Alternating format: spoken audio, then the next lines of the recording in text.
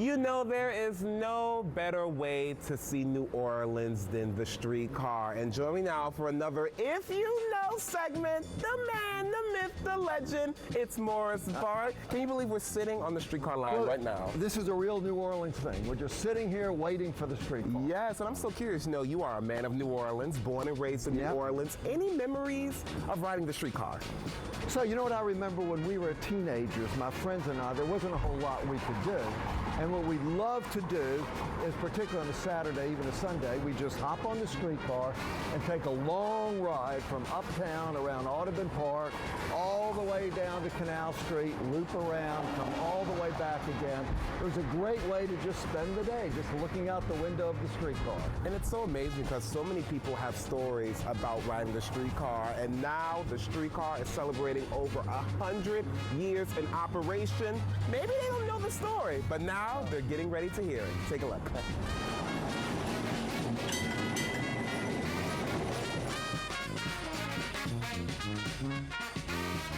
My name is Lona Edwards-Hankins, and I'm the CEO of the New Orleans Regional Transit Authority. The streetcars were originally mule-drawn, and it was to move people in ways rather than a horse-drawn buggy may have moved two people.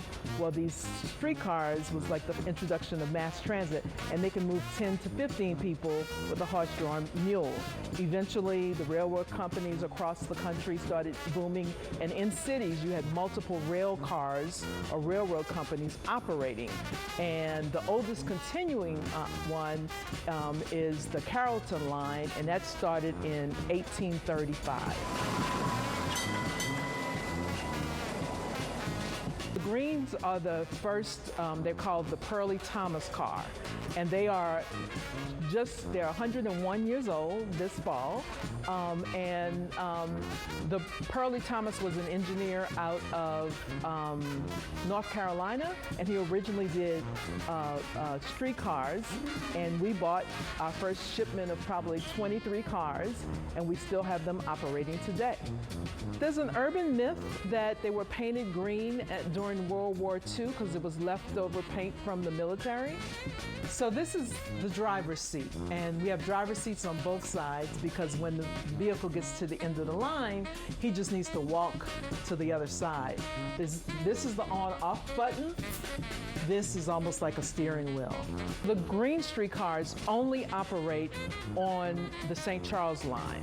The modern cars that started as we started to build other lines, because remember, during the 60s, they shut down a lot of streetcar lines when the automotive industry started taking off.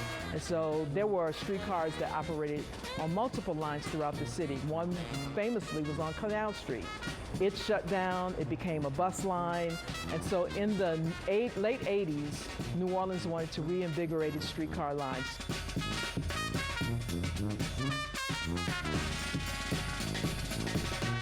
The interior of the streetcar, because the streetcars go both ways, the seats will traverse one way or the other, right? So that you don't get motion sickness. So whoever designed that was a genius to think about that. The wood that we use to maintain the streetcar is a Brazilian cherry. They started introducing the red streetcars, I recall like 1988, 1990s, shortly after the World's Fair. Canal Street came in 2000s, and then the Rampart Street car line came in 2013, 2014. In 2020, painted several of the old reds that aren't air conditioned. We painted them green. They now operate on our St. Charles line. You can follow them on the app. The app will have an ADA symbol, but to know that it is an ADA car, there's the handicap or the wheelchair symbol that is on our green streetcars. So what we have here is the catenary pole, and as I was mentioning earlier, you can drive from either side, and the catenary pole, it connects to the wire, right, that provides the electricity that then runs the streetcar. So he can move, it's adjustable, and it can be moved on either side. There's a high voltage catenary system that our streetcars operate on. The people that take the streetcar is New Orleans, right? It is school children who ride the streetcar, and by the way, our operators do such great care with our young people who ride the streetcar. It is the elderly, it is tourists, it is students, it is workers that ride the streetcar. Everybody rides the streetcar.